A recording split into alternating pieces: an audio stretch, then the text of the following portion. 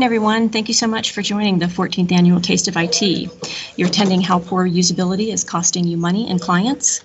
Before we get started, I'd just like to ask you to please join us in thanking our sponsors. Our diamond sponsor is Cincinnati State. Our gold sponsor is Cadre, Checkpoint, and Okta. And finally, we couldn't do all this without our annual partners, ATC, Affidance, CareSource, Cincinnati Bell, Google, Round Tower, University of Dayton, Wright State University, and Uptime. Again, thank you so much to all of our sponsors. So we're ready to get started. Want to welcome Jarrett Couture, founder and president of Edge Webware. He has a passion for solving complex usability problems. He graduated from Wright State University, obtaining a BS in Human Factors Psychology, and completed a minor in Computer Science. The marriage of these two disciplines, combined with 2+ decades of real-world experience, has positioned him as an expert on the topic of human-computer interaction. Joining me in welcoming Jarrett Couture from Edge Webware as he discusses how poor usability is costing you money and clients. Jarrett, take it away. All right. Hello, everyone. And can I actually share my screen? Just want to make sure. It looks like I should be able to do this if people are joining in. Let's see. So everybody should be able to see my screen now for those who are joining on a computer. And what we're going to discuss today, let me get this. Sorry, I'm in the wrong thing here. Almost there. There we go. So, how poor usability is costing you money and customers. This is a topic that is definitely near and dear to my heart, as the introduction went. This is my background in human factors psychology, so usability, information architecture, all kinds of topics that go into those types of things.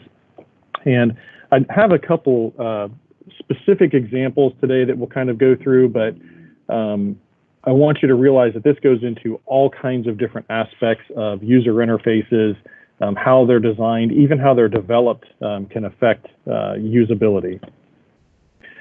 So I'll go through a quick introduction, who I am, just to touch on a couple other little things here to get into what is human factors, why human factors even matters to begin with, kind of an application of today's topic, and how then human factors and usability can benefit your company, and we'll wrap up with some keys to success. So again, I'm the owner and founder of Edge Webware.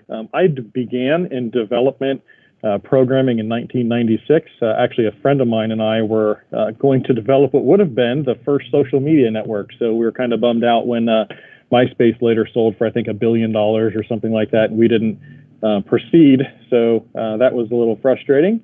But I got my degree in human factor psychology from Wright State, minor in computer science, and have an honors thesis that's published in the International Journal of Human-Computer Interaction. So what is human factors?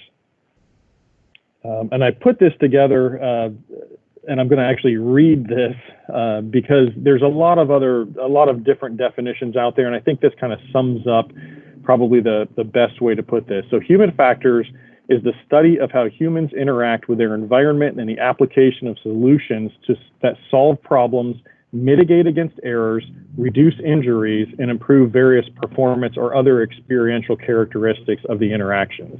It's kind of a mouthful, so we'll walk through kind of some more practical examples of that and kind of dig into what that actually means and how it matters to people.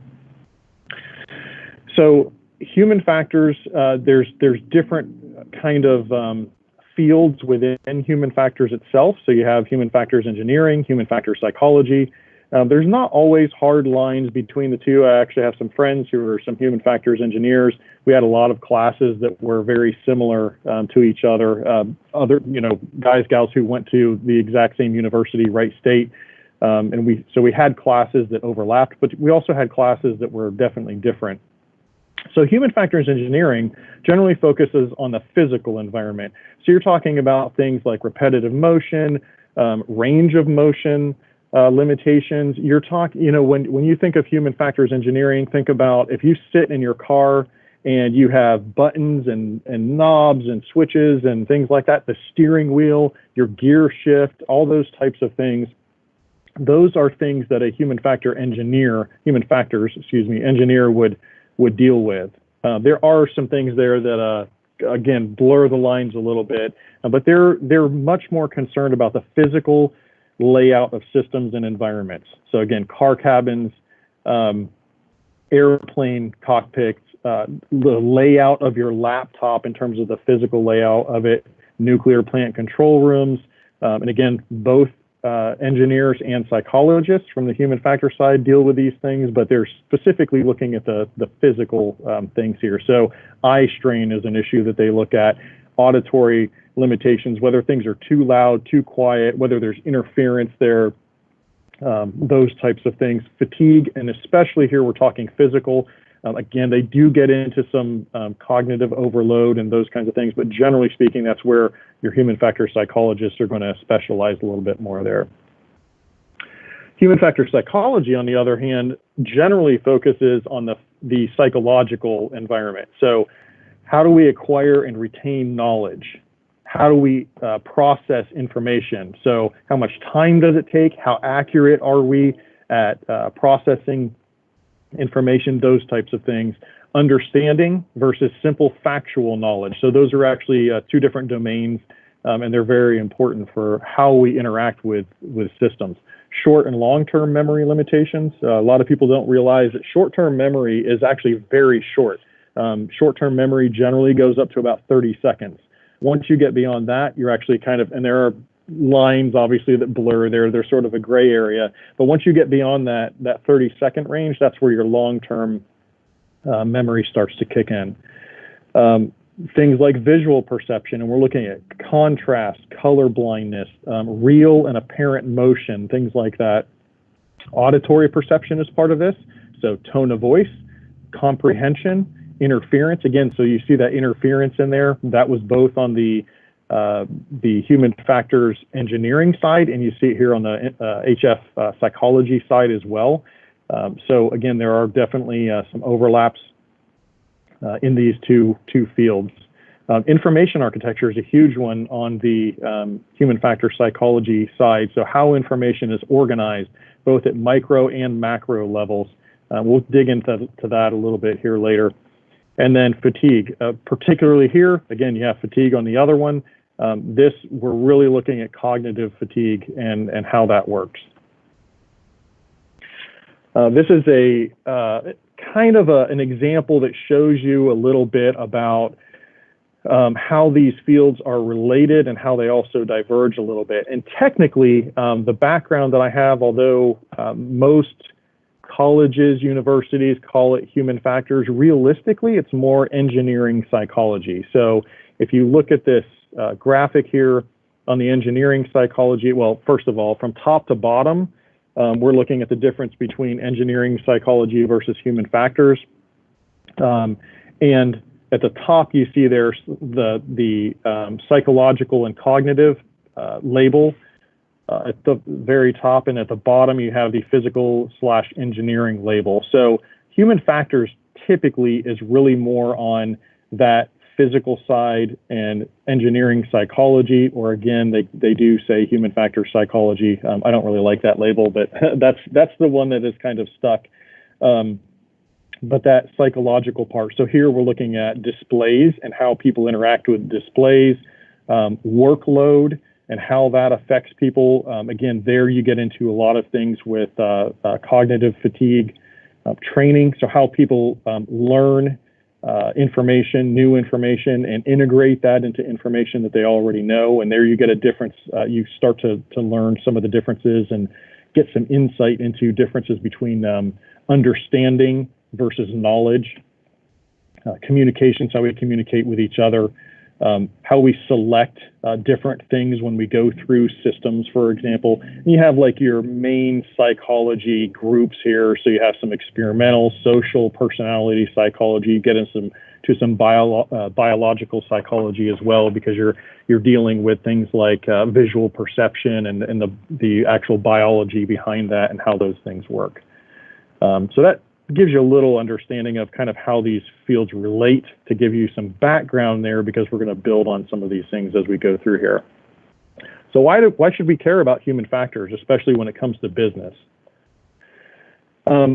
Oftentimes people think that we intuit accurately, that I hear this all the time from designers who we work with, where they'll say, well, I understand how this works.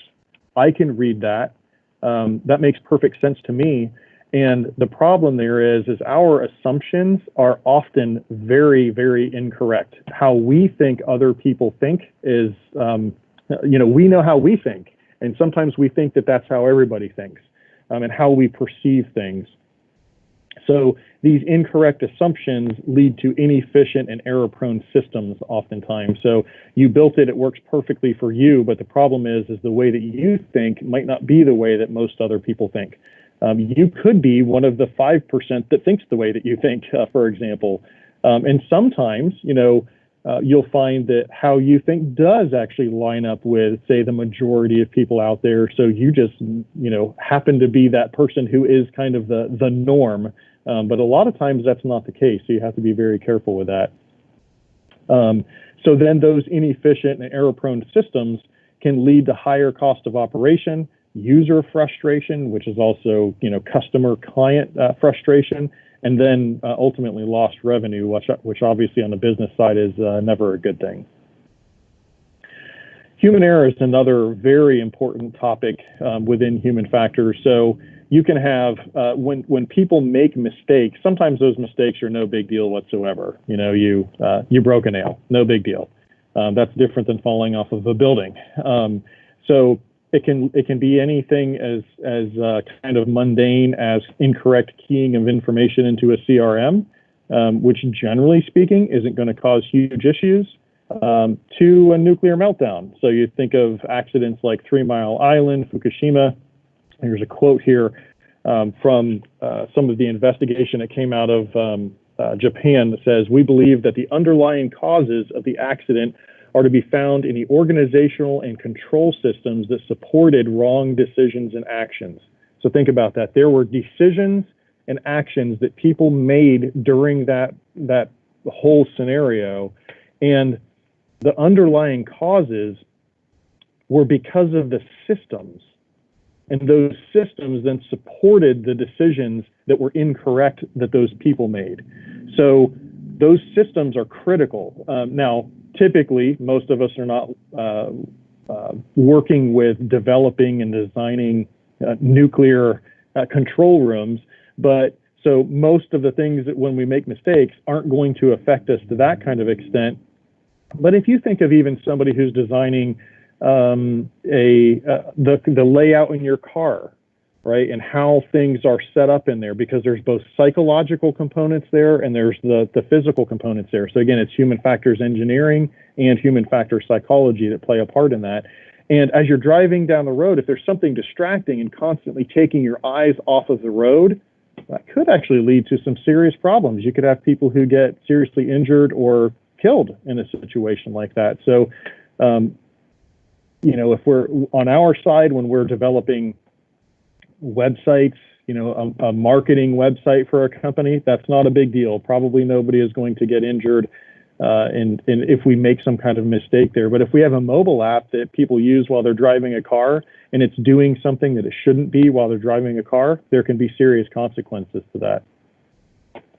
A lot of times the issues that cause human error are caused by simple design or organization flaws. How is the information set up in there? Again, that's information architecture that I mentioned earlier. Is the design such that you have to click this, click this, click this, click this, and finally you get to the information that you need to get? And again, if you're in a mobile app and you're driving a car and you're doing that, probably should have your phone down anyway, but a lot of people don't, and they're doing something they shouldn't be doing. But the easier that you make those things, the more, the less likely it is to have human error come into play. And a lot of times the issues, human error can be prevented by controlled testing. Just to give you a really simple example of this, a lot of times you'll have any kind of system, a website, a web application, a mobile app, whatever, that'll have a date field where you're inputting some data and you're putting a date into it. And it'll just be a text box, or maybe it'll be 3 text boxes. So you have one for the month, one for the day, and one for the year.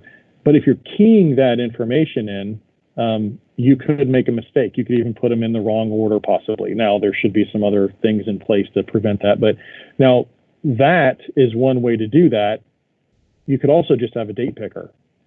So sometimes the best way to handle human error is to force users to use a particular type of interface that allows them, or component within the interface that allows them to input the information or do whatever it is that they're doing, and it kind of constrains them, only allows them to do it one particular way or a couple of ways that are constrained in some way or another. Human factors, when you do usability testing and those kinds of things, they can help you to find hidden challenges. So experts typically create systems. You know, if we're programmers, we better be expert programmers. The problem is non-experts are the ones who usually use them. So when you have a system and you have an expert behind it that's building it, they could use that system at an extremely high level. But the problem is non-experts are the ones who are going to get in there and play around with it and use that system on a daily basis. And even if they have training doesn't mean that you're going to go from a complete novice to an expert, just in a training session. So you're still going to have non-experts using that oftentimes. Research also helps to solve a lot of common challenges. So when you have those experts who are creating the systems, their assumptions often lead to unanticipated user challenges and errors.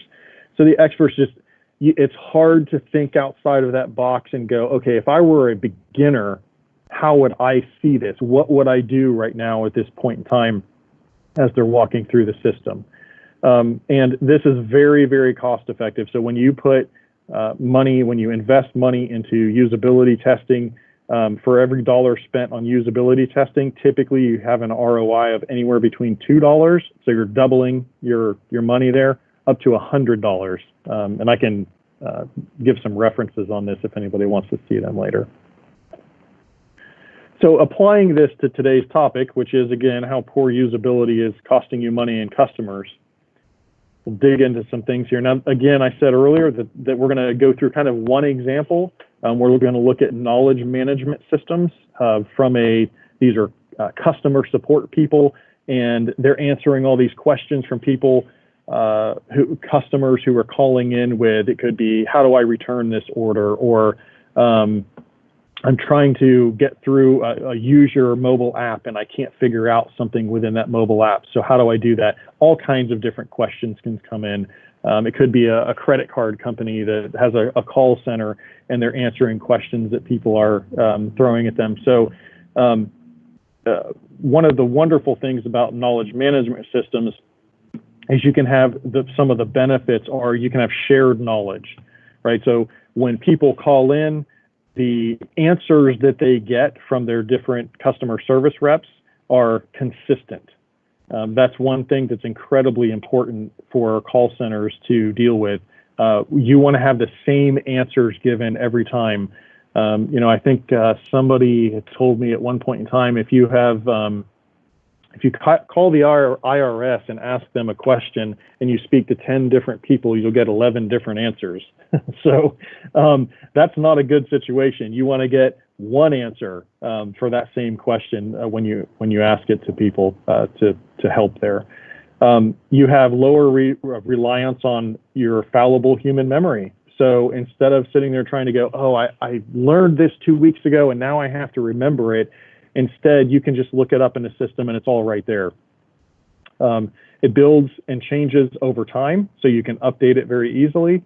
And then you essentially have unlimited scalability to new products and services. So when you build a knowledge management system, you can just keep adding and adding, and you can update things and so forth, so that knowledge grows with your company and stays updated as things change over time. So system factors to consider in a system like this. It needs to be accessible to all who need it. So anybody who's going to be answering questions, they need to be able to get into that system. It integrates with other systems. So oftentimes what we find in call centers is they'll have 7 different systems where they're entering information into those systems, and or pulling information out. And just one of those is going to be a knowledge management system, for example. So if there isn't good integration in between them, so you're in one system, you're putting information into it, you see something in a knowledge management system, and there's information that should be shared between those two systems, but you can't. We see that problem all the time. So making sure that those systems are integrated is a key component of this. And again, what we're looking at is, think about this from a human factors perspective, a usability perspective. You are the customer service rep, or you're the person who's calling in for assistance and talking to this customer service rep. There are all kinds of places where the system can either lead to success or failure.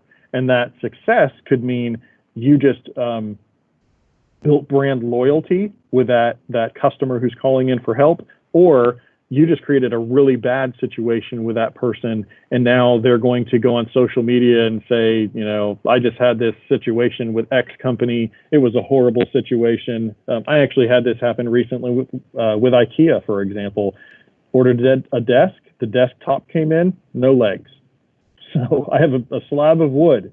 They sent me an email that had a link to email them, which went to a form that the only thing I could select on the form was to cancel the order. I didn't want to cancel the order. I wanted to get the rest of the desk.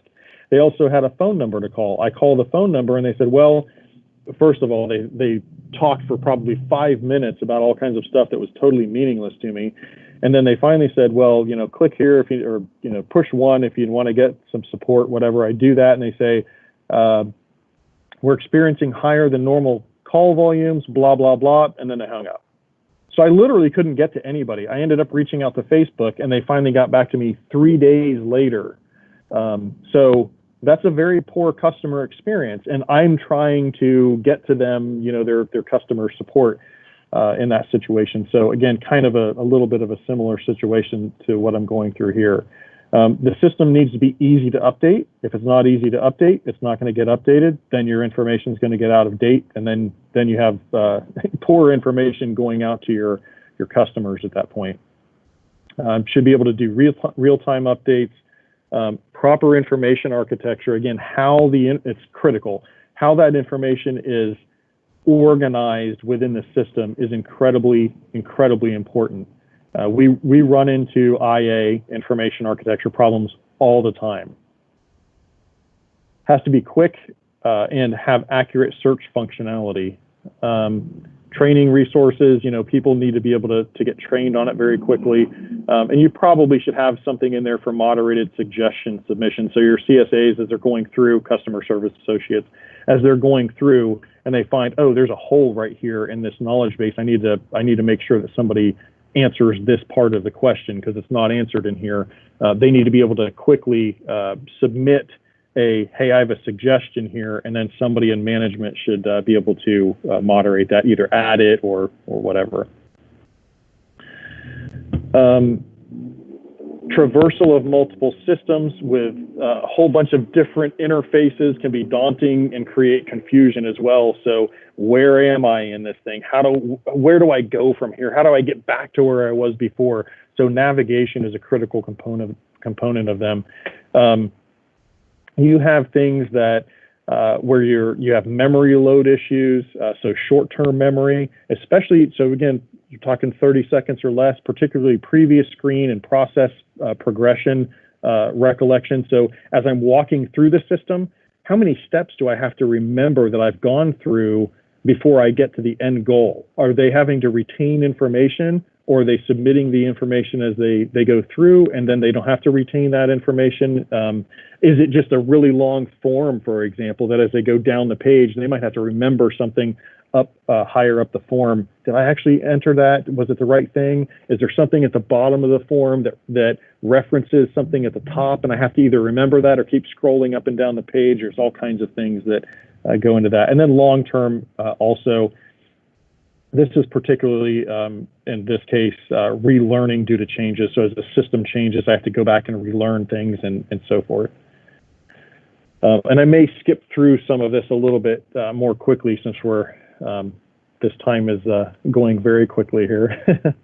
But studies can assess the impact of system changes and integrations as well. So again, screen-to-screen navigational issues. How many screens do they go back and forth between them?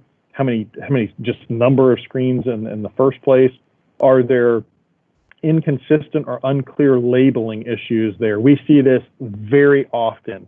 Even things as simple as you use login on some buttons and sign in on other buttons, or things like log in and sign out, or sign in and log out. Well, you should use sign in and sign out, log in and log out, to make sure there's consistency there. That's a simple example, but there's a million things that we find on a regular basis on that side of things that just having the right words there can make a big difference. And then there's user interface, UI specific issues, sizes of elements. There's Fitts law there. Basically, the bigger the element is, the easier it is to click on, which obviously makes sense, but there's a law that's around that. So text boxes, buttons, menus. I mean, I've seen all kinds of systems. It's actually funny sometimes when you have these text boxes and it's like, oh, put 9-point or whatever font in there, and it's just super tiny. It's hard to even click in and see when you're going through that. Again, we look at colors of elements. So there's contrast. When you have colorblind people, how do you deal with that? How the information is displayed, the order of it. Even things like when you have a header, I see this all the time as well. You have a header, and then below it, there's a paragraph that is explaining whatever that header is about. And let's say you have header, paragraph, header, paragraph. As you get down, you scroll down far enough, sometimes it's tricky to go, is this a header or a footer? Does the header go with the information above it or below it? And all you have to do is space that information correctly so that it groups those naturally, so you can just look at it and go, oh, that clearly goes with that, done. But oftentimes that's not done. So a lot of these have really simple solutions, but a lot of times those simple solutions are overlooked. So how can human factors benefit your company? So you can improve systems user experience, your UX, so that reduces stress, lowers onboarding time for, in this example, customer service reps, for in this case, mitigates against human error, so they're not inputting the wrong information or pushing the wrong button or whatever. It also, on your internal team, helps boost employee morale. Now, on the external, your customers, clients, then you're helping to boost their kind of overall happiness with your system, which is a good thing, obviously. And that's where it gets into the elevating your customer experience. So successful systems lead to an enhanced customer experience. So that is an end goal that we are asked to achieve on a regular basis. Make our customers, our clients happy. It also improves efficiency. So you have improved performance, quicker information input and retrieval, lower cost of operation. So there's cost savings. There's a cost benefit on the other side too, where people want to do business with you. So it's easier for them to give you their money. Usability testing. Again, I'm going to go through this pretty quickly. High-level overview, you have moderated in-person. It's the most costly. You do have a lot more control over your participant selection there, and it takes a lot longer to do. Moderated remote. So again, you're still moderating here. It's generally a little bit less costly. You can do it through screen sharing and those kinds of things. Usually you have maybe some additional participants possibly in this kind. It's a little quicker, and you still have pretty good control over who your participants are. And then you have unmoderated remote. These are when you're using systems that are like third-party systems. This typically will cost quite a bit less. It's very, very quick to set up and run, which is awesome. And you can test a bunch of participants at one time, which is great. The main issue you have here is you generally have lower control over who your participants are in those tests. Types of testing, problem discovery, which is really the most common. Here you're trying to find and fix problems. Benchmarking, so the whole purpose here is let's figure out where we are right now. Where are we now so that when we make tests, we can then use that as the best benchmark. And then competitive, that's when you're looking at the usability of a system after it's been changed. So how does this kind of, did we go forward in this or did we go backwards in this? And just to be clear here, these also work together. Eye tracking, so you can look at where people are looking on your screen and you'll have hotspots that show up. And then learnability. So how easy is it for people to learn your system? Unless you're building something that is extremely common, people do have to learn systems, especially when you're building web applications. Think things like Google Drive. It's a web application. It's a tool to use where you're going to go and do something compared to like a normal business website where you're just going there to learn information. You might be doing certain things like submitting a form to contact, but that's way different than something like Google Drive where you're making documents, you're inputting information in documents and so forth.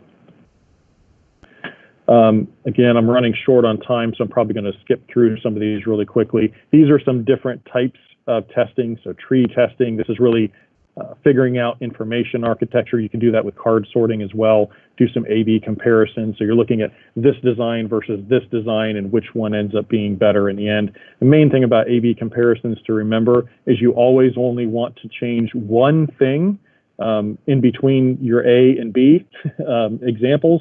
Once you change two things, you have no idea which one resulted in better or worse interactions. Simple usability testing, a lot lower cost, shorter timeline, typically is a more natural setting. Very low cost things here that can be used, just note cards for card sorting can be super easy. So if you're building a website, for an example, and you're setting up, how should this navigation be laid out? And you have, let's say, 50 pages within your website. You can do card sorting exercise there and go, oh, these all go together, these go together, and you do that in a group and you start figuring out, okay, you organized it this way, I did it this way, which way is the best way to do it? And typically you can come to a consensus there pretty quickly and easily. Don't have as much control over your environment. The results tend to be a little less generalizable, so you have to be careful there. The nice thing is you can perform this multiple times during the implementation and development. So iterative testing as you go through a project can be extremely beneficial. It's cheap, you can do it a lot of times, and I'll get into the expensive one and why that's important here in a minute. So once you get into complex, higher cost, higher timeline, typically you're looking at a laboratory or office type setting. A lot of times there's costly equipment involved. You do have a lot more control over the environment, which is great, and the results tend to be a little bit more generalizable, which is also great, but it's difficult to perform it multiple times during implementation development because it's so expensive. You're generally going off-site. You're bringing people in that you're paying to do this. So there's benefits and drawbacks to both of these. The main thing, a key to success here is you have to be committed to usability. If you do anything half-heartedly, chances are it's probably not going to work very well, and usability is not an exception to that. So being committed to usability and making sure your systems are easy to use and intuitive, when you actually commit to that and put a budget towards it, a realistic budget, then you're going to have success out of this. And remember, typically those investments, you're going to get at least double the money back, if not more than that. So they're definitely worthwhile.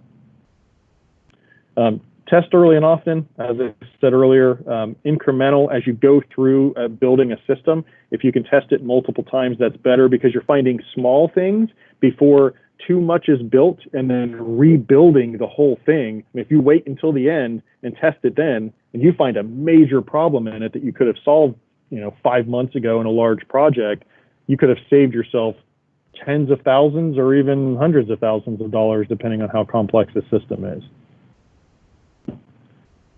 Start simple. That is a key. It's better to do something than nothing here.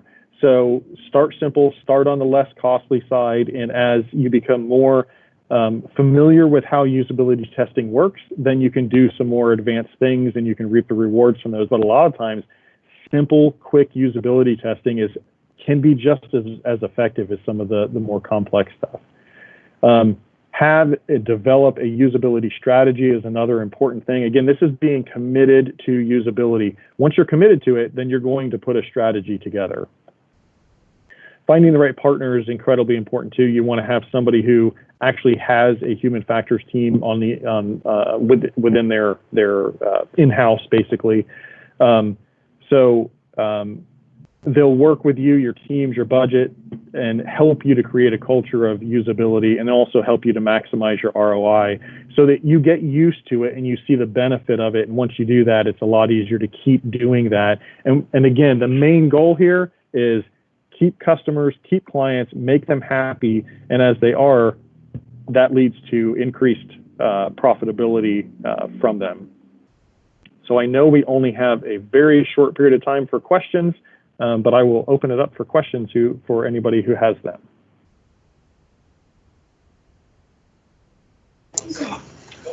Jarrett, that was a great presentation. We'll just give everyone just another minute or two to see if they have a question. You can share those on chat. In the meantime, Jarrett, that presentation was terrific. Great knowledge share, very practical information. We're very grateful that you helped us out on human factors today. In the meantime, we want to give special thanks to Wright State University as our session sponsor. Also want to communicate to everybody to please remember to complete the survey for each session. You can do that by finding the link in My Agenda, session descriptions, same place you clicked to join the session. By participating in this survey, you make your voice heard and are helping shape the future of Technology First events, so thanks for taking time to do that. Remember that the game code for today attending this session is Usability. That's USABILITY. Jarrett, thank you so much again. Great presentation. Just want to let everyone know now you can go to it's time to wrap up the day. So go join the mainstream and hear potential if you won a prize today. Jarrett, thanks so much. All right. Thanks, everybody. Thank you.